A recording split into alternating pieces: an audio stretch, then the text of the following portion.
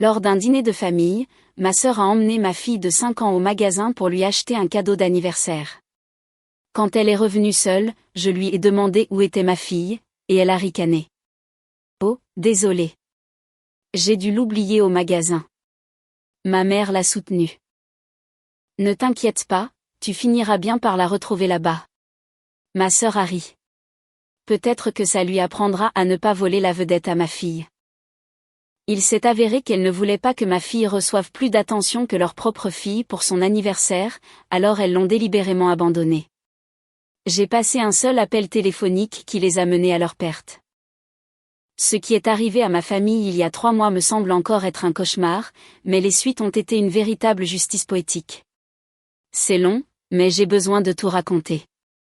Je m'appelle Clara, j'ai 32 ans et je suis la mère célibataire de la petite fille la plus incroyable du monde, Leia. Leia a eu 5 ans en février dernier, et elle est la lumière de ma vie. Son père est parti quand elle avait à peine 1 an, donc depuis, c'est juste nous deux contre le monde. Ma situation familiale a toujours été compliquée. Ma sœur, Taran, a 29 ans, elle est mariée à un homme nommé Noah, et ils ont une fille de 7 ans, Madison. Taran a toujours été l'enfant chéri de notre famille. Elle a été la première à se marier, la première à avoir des enfants, et aux yeux de ma mère, Ivy, elle ne pouvait rien faire de mal. Pendant ce temps, j'étais la déception, celle qui était tombée enceinte jeune et qui n'arrivait pas à garder un homme.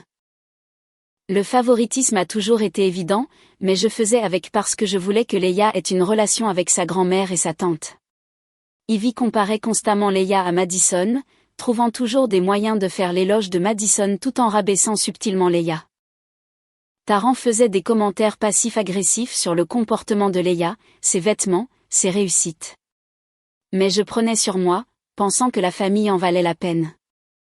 J'aurais dû voir les signes plus tôt. À la fête du 5e anniversaire de Madison l'année dernière, Leia avait apporté une carte fête maison sur laquelle elle avait travaillé pendant des heures. Ivy a à peine jeté un coup d'œil avant de la mettre de côté, mais quand Madison a ouvert ses cadeaux, Ivy en a fait toute une histoire pour chacun d'eux. Quand Leia s'est mise à pleurer parce qu'elle se sentait ignorée, Taran m'a crié dessus de contrôler mon enfant car elle gâchait la journée spéciale de Madison. Mais j'étais assez naïve pour penser que c'était juste Taran qui était stressé par la fête. Je n'avais aucune idée de la profondeur de leur ressentiment. Il y a 3 mois, nous avions notre dîner de famille mensuel chez Ivy. C'était un mardi soir de mars, et je me souviens qu'il faisait anormalement chaud pour la saison.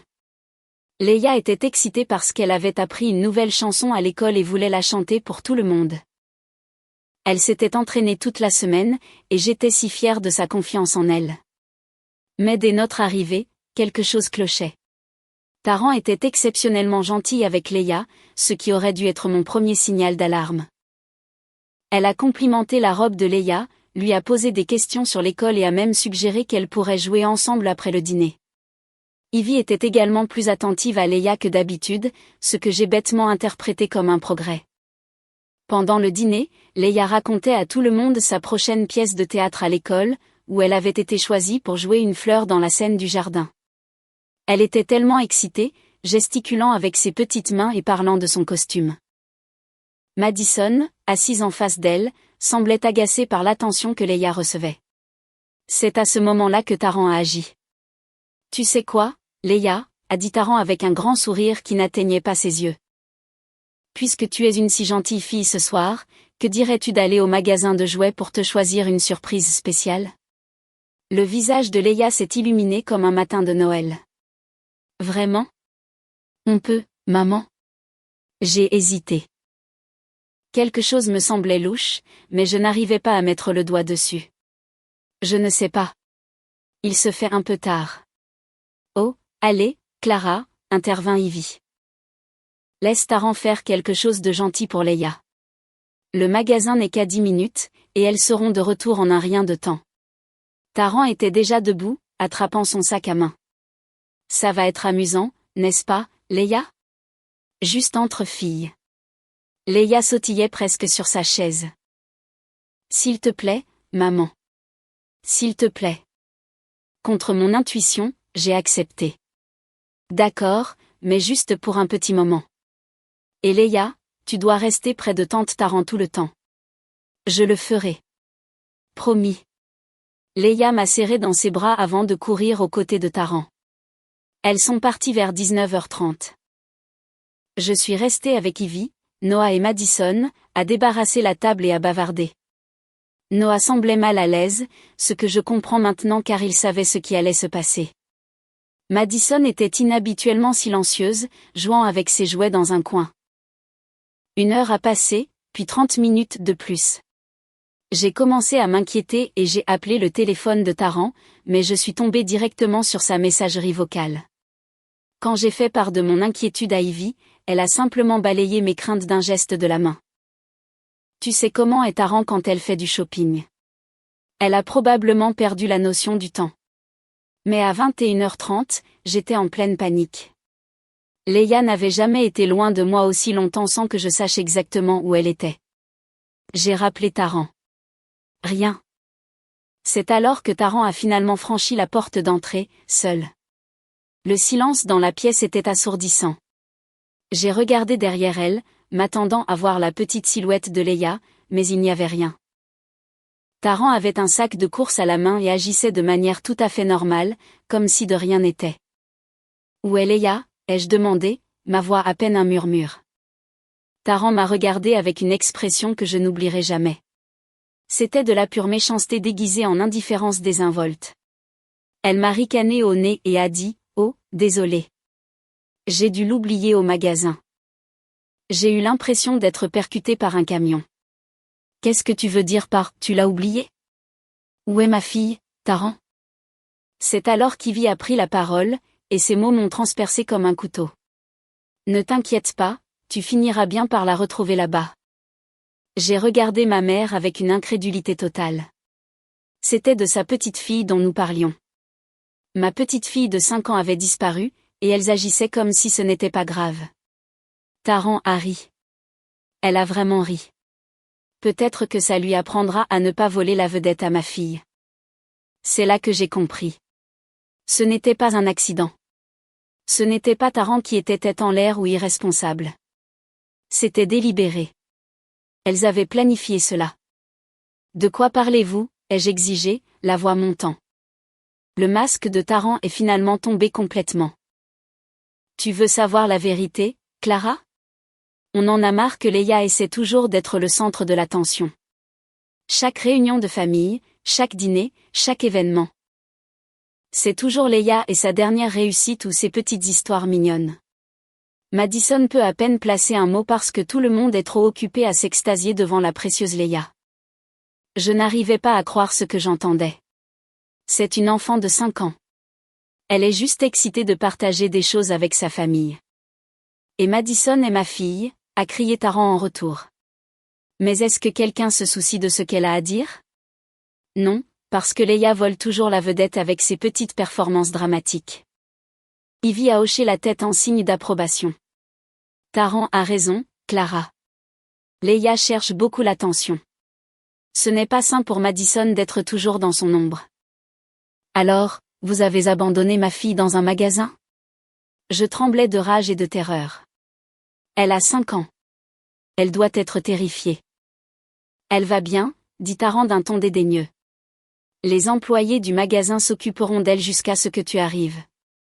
Considérez ça comme une leçon d'humilité. Noah a finalement pris la parole, sa voix basse et honteuse. Taran, ça va trop loin. C'est juste une gamine. Reste en dehors de ça, Noah, a sèchement répondu Taran. C'est entre ma sœur et moi.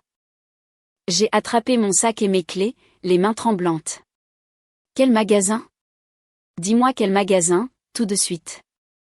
Le Target sur Maple Street, a dit Taran avec désinvolture, comme si elle donnait des indications pour un restaurant. Je suis sortie en courant de cette maison plus vite que je n'avais jamais couru de ma vie. Le trajet jusqu'au Target m'a semblé une éternité. Je n'arrêtais pas d'imaginer Leia, effrayée et seule, me cherchant, ne comprenant pas pourquoi sa tante l'avait laissée. La culpabilité m'écrasait. J'aurais dû faire confiance à mon instinct. J'aurais dû dire non. Quand je suis arrivée au Target, j'ai trouvé Leia au service client, en larmes. Une gentille employée nommée Patricia était restée avec elle, essayant de la calmer. Leia a couru dans mes bras dès qu'elle m'a vue, sanglotant sur mon épaule. Maman. Tante Taran a dit qu'elle allait chercher la voiture, mais elle n'est jamais revenue. J'ai attendu, et attendu. Mon cœur s'est brisé en 1000 morceaux. À travers ses larmes, Leia m'a raconté ce qui s'était passé. Taran l'avait emmenée au rayon des jouets, lui avait dit de choisir quelque chose qu'elle aimait, puis avait dit qu'elle allait amener la voiture devant le magasin. Elle avait dit à Leia d'attendre près du service client et qu'elle reviendrait tout de suite. C'était il y a 2 heures. Patricia, l'employée de Target, a été incroyable. Elle était restée après la fin de son service pour s'assurer que Leia allait bien et elle avait essayé d'appeler le numéro que Taran lui avait donné, qui s'est avéré être un faux. Elle avait aussi appelé la police, et c'est là que j'ai appris que ce que Taran avait fait n'était pas seulement cruel, c'était illégal. Les policiers qui sont intervenus étaient les agents Nat Drummond et Thompson. Ils ont pris ma déposition et celle de Leia, et ils étaient tous les deux visiblement en colère en entendant ce qui s'était passé. L'agent Nat Drummond avait une fille de l'âge de Leia, et je pouvais voir la fureur dans ses yeux quand Leia a décrit à quel point elle avait eu peur. Madame, ce que votre sœur a fait s'appelle un abandon d'enfant, m'a expliqué l'agent Nat Drummond. C'est un délit grave dans cet état, surtout avec un enfant aussi jeune. Nous devons aller lui parler immédiatement. J'ai suivi la police jusqu'à la maison d'Ivy. Quand nous sommes entrés, Taran était assise sur le canapé comme si de rien n'était, faisant défiler son téléphone. Ivy était dans la cuisine en train de préparer du café. La normalité de la scène a fait bouillir mon sang. Taran Williams, a demandé l'agent Thompson. Oui. Taran a levé les yeux, confuse. Vous êtes en état d'arrestation pour abandon d'enfant et mise en danger du bien-être d'un mineur. L'expression sur le visage de Taran était inestimable. Elle est passée de la confusion au choc, puis à la terreur en environ 3 secondes. Quoi? Je ne comprends pas. Je n'ai abandonné personne. Madame, vous avez laissé une enfant de 5 ans seule dans un magasin pendant plus de 2 heures. C'est un abandon d'enfant. Ivy est arrivée en courant de la cuisine. Officier, il doit y avoir une erreur. Taran ne ferait jamais de mal à un enfant. Elle est mère elle-même. L'agent Nat Drummond a regardé Ivy avec dégoût. Étiez-vous au courant que votre fille avait laissé votre petite fille seule dans un magasin? Le visage d'Ivy est devenu blême. Elle a regardé Taran, puis les officiers, puis de nouveau Taran. Je pensais juste qu'elle mettait un peu plus de temps à revenir. Ce n'est pas ce que tu as dit plus tôt, maman, ai-je interrompu. Tu as dit que je la retrouverais là-bas éventuellement. Tu savais exactement ce que Taran avait fait. Les officiers ont échangé un regard. L'agent Thompson a pris des notes. Madame, étiez-vous complice de ce plan pour abandonner l'enfant? Ivy a commencé à rétropédaler rapidement. Non, je n'en avais aucune idée. Je pensais que Taran était juste en retard. Mais Taran, dans sa panique, a complètement balancé Ivy. Elle savait. Elle était de la partie. Nous étions toutes d'accord que Leia avait besoin d'apprendre un peu d'humilité. Noah se tenait dans un coin, l'air de vouloir disparaître. Madison était à l'étage, heureusement endormie et inconsciente du chaos en bas. Taran et Ivy ont toutes les deux été arrêtées cette nuit-là. Noah a appelé son avocat et j'ai appelé le mien. Leia et moi sommes rentrés à la maison et je l'ai tenue dans mes bras toute la nuit pendant qu'elle dormait, encore incapable de réaliser pleinement ce qui s'était passé. Au cours des semaines suivantes, toute l'étendue de ce qui s'était passé est devenue claire. L'enquête policière a révélé que ce n'était pas une décision de dernière minute. Taran planifiait cela depuis des semaines, voire des mois. Le processus d'enquête a été plus approfondi que je ne l'avais prévu. L'inspectrice Sienna Blake a été affectée à l'affaire, et elle l'a traitée avec le sérieux qu'elle méritait. Elle a interrogé toutes les personnes présentes au dîner ce soir-là, y compris Noah, qui a d'abord essayé de protéger Taran, mais qui a fini par craquer et dire la vérité. Le témoignage de Noah a été particulièrement préjudiciable à la défense de Taran. Il a révélé que Taran se plaignait de Leia depuis des mois, disant des choses comme « Cette gamine se prend pour quelqu'un de spécial, quelqu'un doit la remettre à sa place ». Noah a admis qu'il avait ignoré ces commentaires, les considérant comme le simple stress de Taran. Mais il réalisait maintenant qu'il faisait partie d'un schéma inquiétant. La révélation la plus choquante est venue lorsque Noah a parlé à l'inspectrice Blake d'une conversation qu'il avait surprise entre Taran et Ivy 3 semaines avant l'incident. Taran avait dit « Je vais donner à cette petite peste une leçon qu'elle n'oubliera jamais », et Ivy avait répondu « Il était temps que quelqu'un le fasse ». Noah avait confronté Taran à ce sujet à l'époque, mais elle avait prétendu qu'elle se défoulait simplement et ne le pensait pas. Noah a également révélé que Taran avait fait des recherches en ligne sur les lois relatives à l'abandon d'enfants, essayant de déterminer combien de temps elle pouvait laisser Leia avant que cela ne devienne techniquement illégal. Elle avait mis en favori plusieurs articles sur des cas d'abandon d'enfants et avait même rejoint des forums en ligne où elle posait des questions hypothétiques sur le fait de laisser des enfants dans des magasins. Les preuves numériques étaient accablantes. L'historique de navigation de Taran montrait des dizaines de recherches liées à l'abandon d'enfants, notamment « Combien de temps peut-on laisser un enfant dans un magasin ? Que se passe-t-il si on abandonne un enfant ?» et « Loi sur l'abandon d'enfants par État ». Elle avait également fait des recherches sur les politiques de Target concernant les enfants non accompagnés, et avait même appelé le magasin anonymement pour poser des questions sur leurs procédures en cas d'enfant perdu. L'inspectrice Blake a également découvert que Taran avait fait un repérage la semaine précédant l'incident. Elle avait emmené Madison au même magasin Target et avait observé la zone du service client, chronométrant le temps qu'il fallait aux employés pour remarquer un enfant non accompagné et quel était leur protocole. Madison a plus tard dit aux enquêteurs que sa mère l'avait fait rester seule dans le magasin pendant qu'elle regardait de loin, et que cela l'avait effrayée et troublée. L'enquête a également révélé que Taran avait manipulé émotionnellement Leia pendant des mois avant l'incident. Elle avait fait des commentaires subtils destinés à culpabiliser Leia de recevoir de l'attention, disant des choses comme « Madison doit être si triste quand tout le monde te prête attention à toi au lieu d'elle. Et « Peut-être que tu devrais laisser Madison parler parfois au lieu d'être toujours le centre de l'attention. » L'enseignante de Leia, Madame Rodriguez, a été interrogée dans le cadre de l'enquête. Elle a dit à l'inspectrice Blake que Leia était devenue plus renfermée à l'école dans les mois précédant l'incident. Elle avait remarqué que Leia s'excusait excessivement pour des comportements enfantins normaux et demandait la permission avant de participer à des activités de classe qu'elle appréciait auparavant. Madame Rodriguez a également révélé que Leia avait mentionné sa tante Taran à plusieurs reprises, toujours dans des contextes négatifs. Leia avait dit à son enseignante que tante Taran disait qu'elle était trop bruyante, et qu'elle devait apprendre à être silencieuse comme Madison. Ce témoignage était particulièrement accablant car il montrait un schéma de violence psychologique qui s'était accumulé pendant des mois. Ils ont trouvé des SMS entre Taran et Ivy discutant de leur plan pour donner une leçon à Leia sur son comportement de recherche d'attention. Il y avait des messages sur le fait qu'elles en avaient assez que Leia éclipse Madison lors des événements familiaux et qu'elle devait la remettre à sa place. La preuve la plus accablante était une discussion de groupe qui incluait Taran, Ivy et 2 de leurs amis, où elles avaient discuté de leur plan en détail. Taran avait écrit « Je vais emmener Leia au magasin et simplement la laisser là.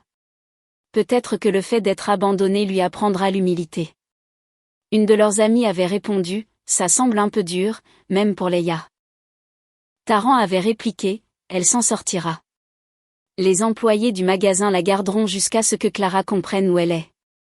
Ce n'est pas comme si je la laissais dans la rue. » Ivy avait ajouté « Il est temps que quelqu'un apprenne à cet enfant que le monde ne tourne pas autour d'elle. » Lire ces messages dans le rapport de police m'a rendu physiquement malade. C'étaient des adultes, ma famille, qui complotaient pour traumatiser une enfant de 5 ans parce qu'elle pensait qu'elle recevait trop d'attention. La procureure, une femme nommée Megan Hollister, a été incroyable. Elle a expliqué que ce n'était pas seulement un conflit familial. C'était un crime grave. L'abandon d'enfants est un délit grave dans notre État, passible de jusqu'à 5 ans de prison et d'une amende de $10 000. L'accusation de mise en danger pouvait ajouter 2 années supplémentaires. Mais ce n'était que le début de leur problème.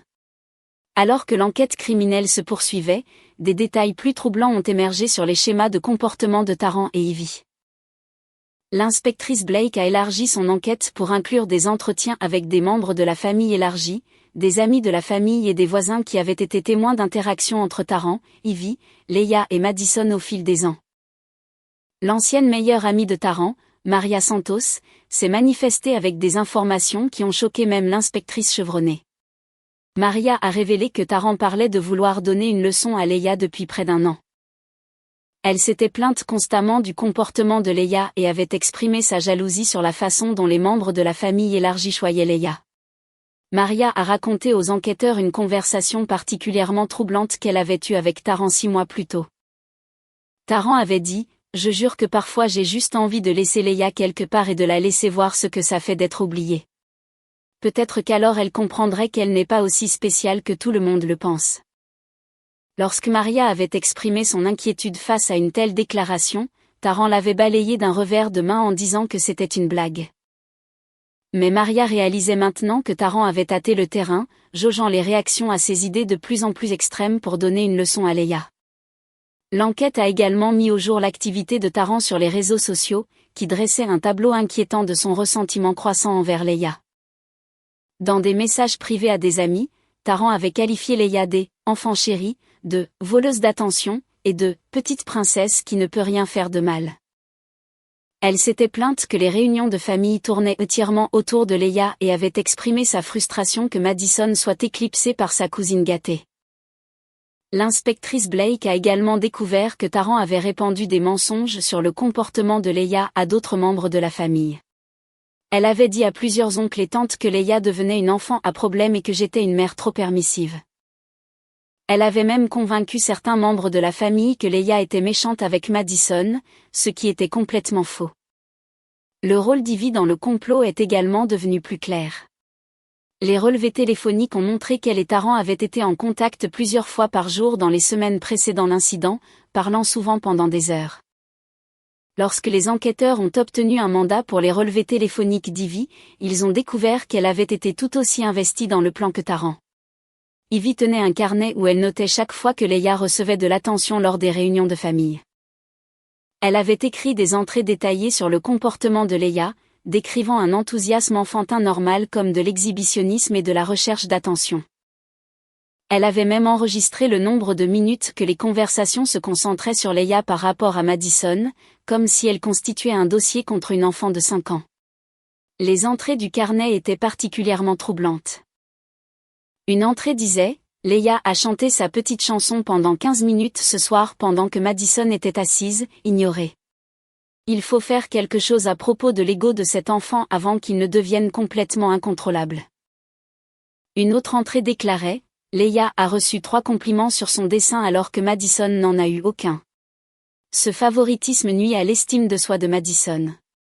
Leia doit apprendre qu'elle n'est pas spéciale. » L'enquête a également révélé qu'Ivy avait conditionné Madison à en vouloir à Leia. Elle avait dit à Madison que Leia lui volait la vedette et que Madison méritait plus d'attention qu'elle n'en recevait. Elle avait encouragé Madison à rivaliser avec Leia et avait critiqué Madison lorsqu'elle se montrait gentille envers sa cousine.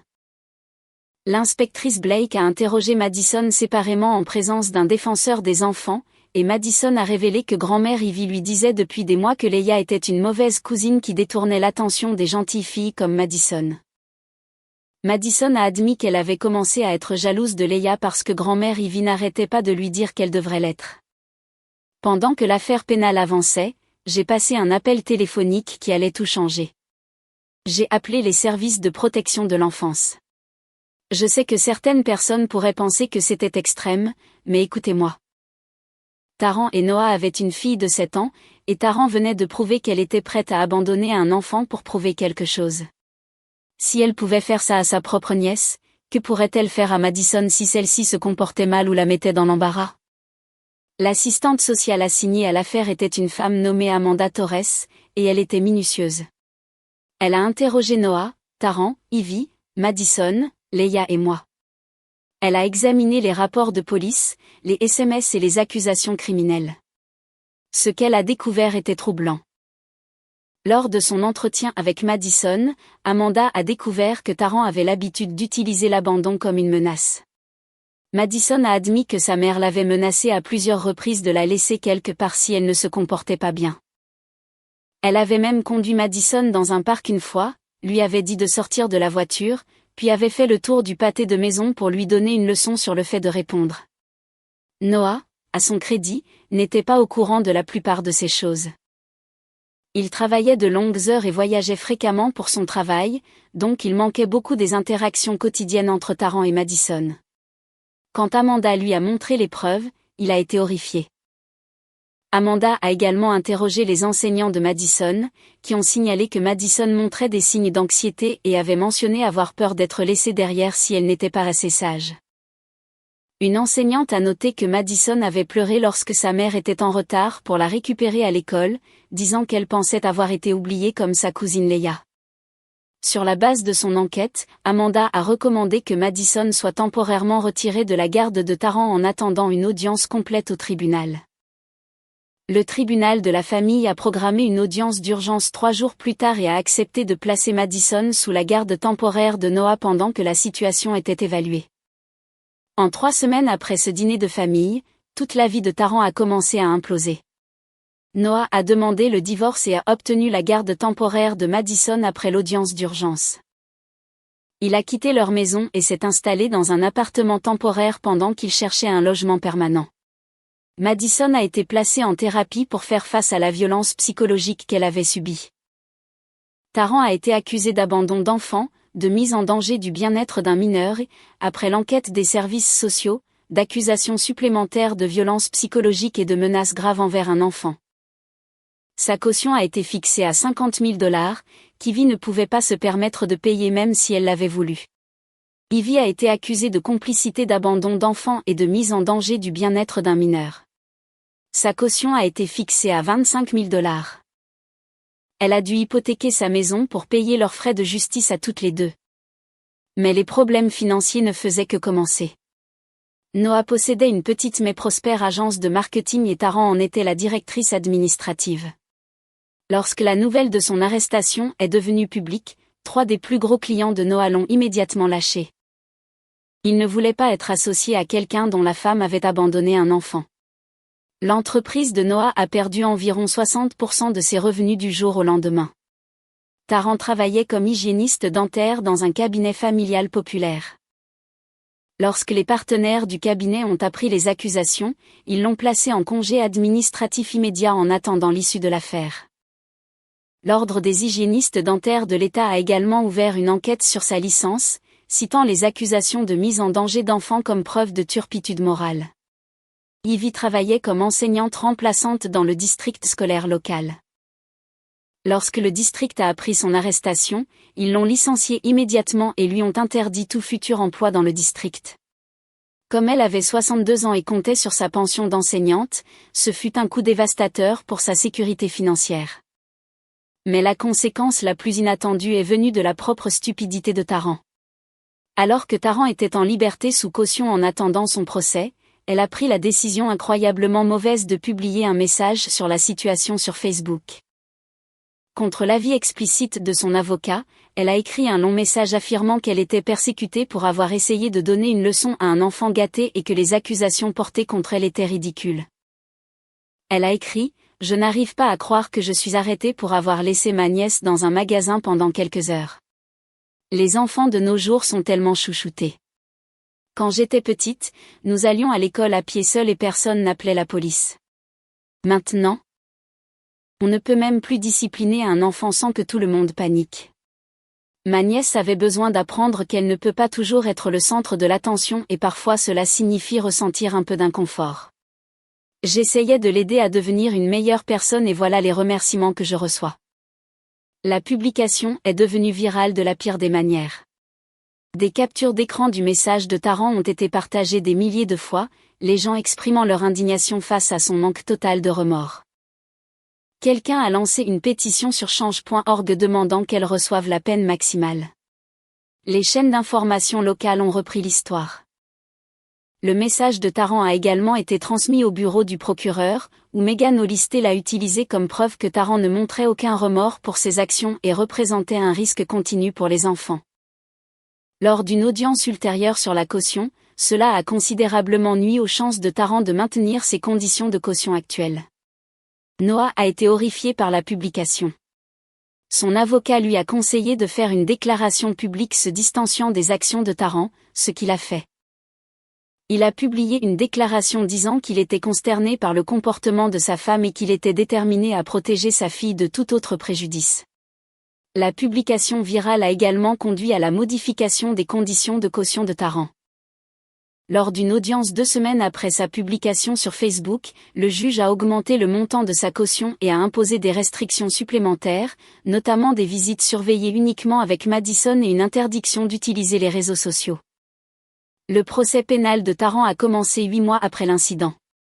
L'accusation avait un dossier solide avec les SMS, le témoignage de l'employé de Target, le témoignage de Leia donné en séance privée avec un défenseur des enfants, et la propre publication Facebook de Tarrant.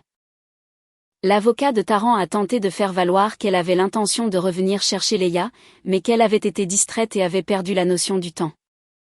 Cet argument s'est effondré lorsque l'accusation a présenté les SMS montrant la préméditation et la propre déclaration de Tarrant à la police selon laquelle elle avait délibérément laissé Leia pour lui donner une leçon.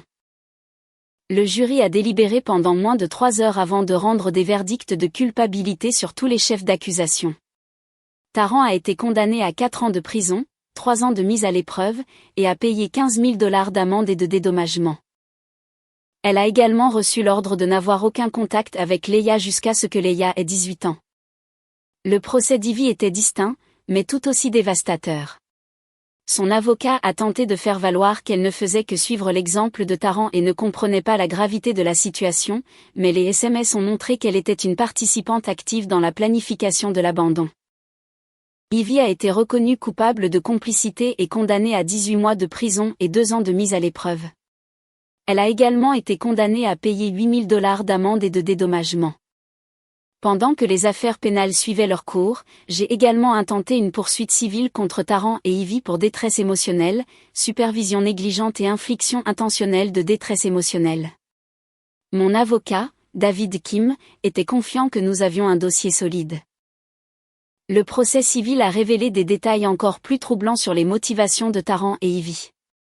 Au cours des dépositions, il est apparu qu'elles en voulaient à Leia depuis sa naissance parce qu'elle recevait trop d'attention des membres de la famille élargie qui la trouvaient mignonne. Tarrant a admis sous serment qu'elle avait délibérément planifié des activités pour exclure Leia des événements familiaux.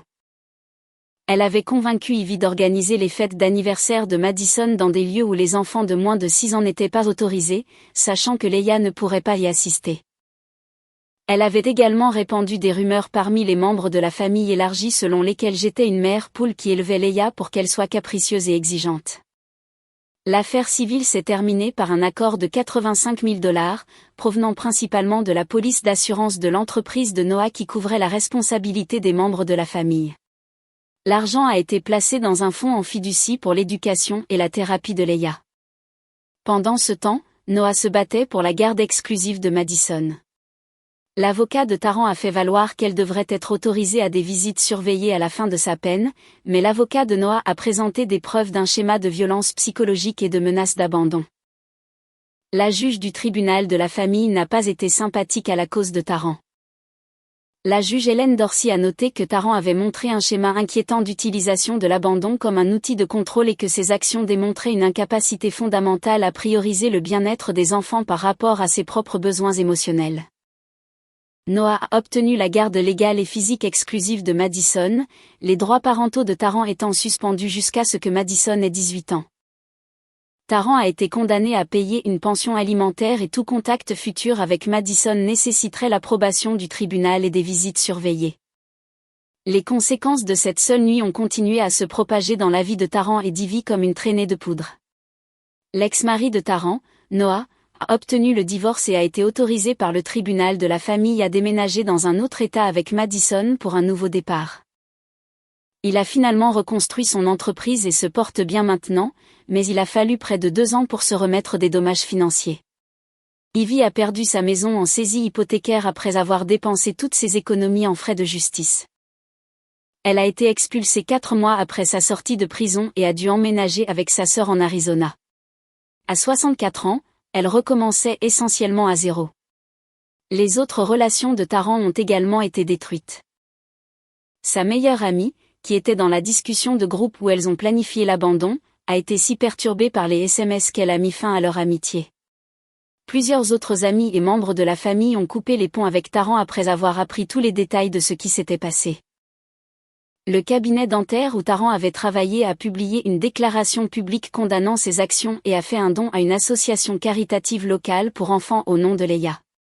Ils ont également mis en place de nouvelles politiques de vérification des antécédents pour tous les employés. La partie la plus importante de toute cette histoire est de savoir comment Leia se porte. Immédiatement après l'incident, je l'ai mise en thérapie avec une psychologue pour enfants nommée Dr Ingrid Lell. Leia a lutté contre l'anxiété et les peurs d'abandon pendant plusieurs mois. Elle avait peur d'être loin de moi, même pour de courtes périodes, et faisait des cauchemars où elle était perdue et seule. Elle a également lutté contre la culpabilité, pensant qu'elle avait fait quelque chose de mal pour que tante Taran la quitte. Le docteur Lell a travaillé avec Leia en utilisant la thérapie par le jeu et l'art-thérapie pour l'aider à traiter ce qui s'était passé. Leia a dessiné des images de l'incident, a écrit des lettres à ses sentiments, et a progressivement commencé à comprendre que ce qui s'était passé n'était pas de sa faute. Cela fait maintenant 10 mois, et Leia va beaucoup mieux. Elle a encore une certaine anxiété à l'idée d'être séparée de moi, mais elle a retrouvé son caractère joyeux et extraverti la plupart du temps. Elle s'épanouit en première année et s'est fait plusieurs nouveaux amis. L'argent du règlement civil m'a permis de payer la meilleure thérapie pour Leia et de mettre de côté des fonds pour ses études universitaires. Nous en avons également utilisé une partie pour faire des voyages de guérison ensemble. Nous sommes allés à Disney World le mois dernier et voir la joie et l'excitation de Leia m'a rappelé pourquoi je me suis battue si fort pour la justice. Un résultat positif inattendu de tout cela est que Leia et moi avons construit une nouvelle famille de cœur. Noah et Madison sont restés en contact avec nous et nous avons noué une véritable amitié. Madison est une enfant adorable qui est tout autant une victime du comportement toxique de Taran que Leia. Nous nous sommes également rapprochés de certains de mes amis qui se sont mobilisés pour nous soutenir pendant la crise. Leia a maintenant plusieurs tantes et oncles qui l'aiment inconditionnellement et qui ne songeraient jamais à la blesser pour prouver quelque chose. Patricia, l'employée de Target qui est restée avec Leia cette nuit-là, est devenue une amie de la famille. Elle prend régulièrement des nouvelles de Leia et lui a répété à plusieurs reprises qu'elle était fière du courage de Leia cette nuit-là. Leia lui fait des dessins et considère Patricia comme l'une de ses héroïnes. En repensant à tout ce qui s'est passé, j'ai appris des leçons dures mais précieuses. Premièrement, faites confiance à votre instinct. Je savais que quelque chose n'allait pas quand Taran a proposé d'emmener Leia au magasin, mais j'ai ignoré ce sentiment parce que je voulais croire que ma famille se souciait du bien-être de Leia. J'aurais dû écouter mon intuition. Deuxièmement, la famille de cœur est souvent plus forte que la famille de sang. Les personnes qui ont soutenu Leia et moi à travers cette crise sont celles qui comptent vraiment. L'ADN n'oblige personne à vous aimer, et l'amour ne vous oblige pas à tolérer les abus. Troisièmement, les actions ont des conséquences, même quand les gens pensent qu'ils ne se feront pas prendre. Taran et Ivy pensaient donner à Leia une leçon inoffensive. Mais elles ont détruit leur propre vie dans le processus. Les accusations criminelles, la poursuite civile, la perte de la garde, la ruine financière, tout cela aurait pu être évité si elles avaient simplement traité une enfant de 5 ans avec une décence humaine de base. Quatrièmement, défendre son enfant en vaut toujours la peine, même quand c'est difficile. Certaines personnes m'ont critiqué pour avoir détruit la famille en portant plainte et en appelant les services sociaux. Mais la sécurité et le bien-être de Leia sont plus importants que de maintenir des relations avec des personnes qui lui feraient délibérément du mal. Au moment où j'écris ces lignes, Taran est en prison depuis 6 mois et il lui reste environ 3 ans et demi à purger. Ivy a été libérée de prison il y a 4 mois et vit avec sa sœur en Arizona. Elle travaille à temps partiel dans une épicerie et peine à reconstruire sa vie. Aucune d'elles n'a tenté de contacter Leia ou moi, ce qui est probablement pour le mieux. Leia pose des questions sur elle de temps en temps, mais elle ne semble pas beaucoup leur manquer. Elle est plus concentrée sur ses amis, ses activités scolaires et nos aventures du week-end. Noah et Madison se portent bien dans leur nouvelle ville. Madison est en thérapie et fait de bons progrès. C'est une enfant brillante et créative qui mérite bien mieux que la mère avec laquelle elle est née. Quant à moi, je vais mieux que je ne l'ai été depuis des années. Éliminer les personnes toxiques de nos vies a été incroyablement libérateur. Leia et moi avons un foyer paisible et heureux, rempli de personnes qui se soucient sincèrement de nous. On me demande souvent si je regrette d'avoir passé cet appel au service de protection de l'enfance. La réponse est absolument non. Cet unique appel téléphonique a permis de retirer Madison d'une situation de maltraitance, de faire en sorte que Taran et Ivy subissent les conséquences de leurs actes, et de libérer enfin notre famille de leur toxicité. Parfois, la bonne chose à faire est aussi la plus difficile. Mais protéger les enfants, tous les enfants, pas seulement les vôtres, vaut toujours le combat. Taran et Ivy pensaient donner une leçon d'humilité à Leia, mais au lieu de cela, elles ont appris leur propre leçon sur les conséquences. Elles ont tout perdu, leur liberté, leur famille, leur sécurité financière, leur réputation, leurs relations, parce qu'elles ont décidé de traumatiser une enfant de 5 ans. Leia n'avait pas besoin d'apprendre l'humilité. C'était déjà une enfant gentille, aimante et généreuse qui apportait de la joie à tous ceux qui l'entouraient. Les personnes qui avaient besoin d'apprendre des leçons étaient les adultes qui étaient censés la protéger, mais qui ont choisi de la blesser à la place. Cet unique appel téléphonique les a menés à leur perte. Et je ne ressens aucune culpabilité à ce sujet, pas une seule seconde. Leia méritait la justice. Madison méritait d'être protégée. Et d'autres enfants méritent d'être à l'abri du comportement toxique de Taran et Ivy. Si vous lisez ceci et que vous vous reconnaissez dans le comportement de Taran ou d'Ivy, s'il vous plaît, cherchez de l'aide. Les enfants ne sont pas responsables de la gestion des émotions ou des égos des adultes. Ils ne méritent pas d'être punis pour être joyeux, excités ou confiants. Ils ne méritent pas d'être abandonnés, menacés ou maltraités psychologiquement parce que des adultes sont jaloux ou rancuniers. Et si vous lisez ceci et que vous vous reconnaissez dans ma situation, sachez que vous n'êtes pas seul. Le dysfonctionnement familial et le favoritisme peuvent être incroyablement destructeurs. Mais vous avez le pouvoir de briser le cycle. Vos enfants méritent d'être protégés, même si cela signifie les protéger d'autres membres de la famille. Leia a maintenant 6 ans, et elle s'épanouit. Elle est confiante, créative et gentille. Elle illumine chaque pièce où elle entre, et je suis si fière d'être sa mère. Elle parle encore de devenir enseignante, médecin ou astronaute quand elle sera grande, et je crois qu'elle peut faire tout ce qu'elle décide. Taran et Ivy ont essayé d'éteindre la lumière de Leia, mais elles n'ont fait que la rendre plus brillante. Et c'est la vraie victoire dans tout cela. Mise à jour. Je veux ajouter une dernière chose qui s'est produite récemment. La semaine dernière, Leia est rentrée de l'école et m'a dit que son enseignante avait demandé à la classe d'écrire sur leur héros.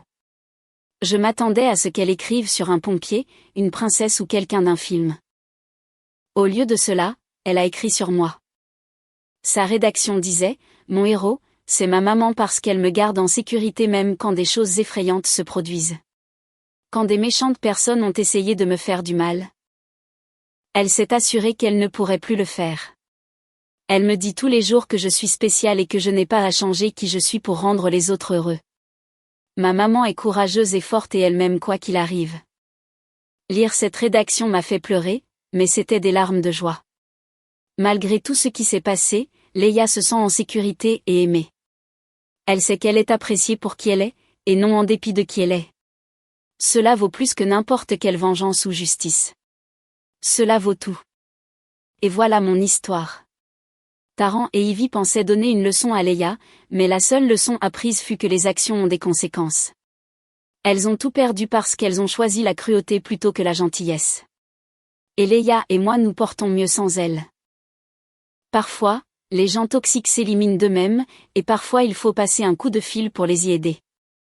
Quoi qu'il en soit, nous sommes tous mieux lotis lorsque les personnes toxiques subissent les conséquences de leurs actes. Leia est en sécurité, aimée et s'épanouit. Et c'est la seule fin qui compte.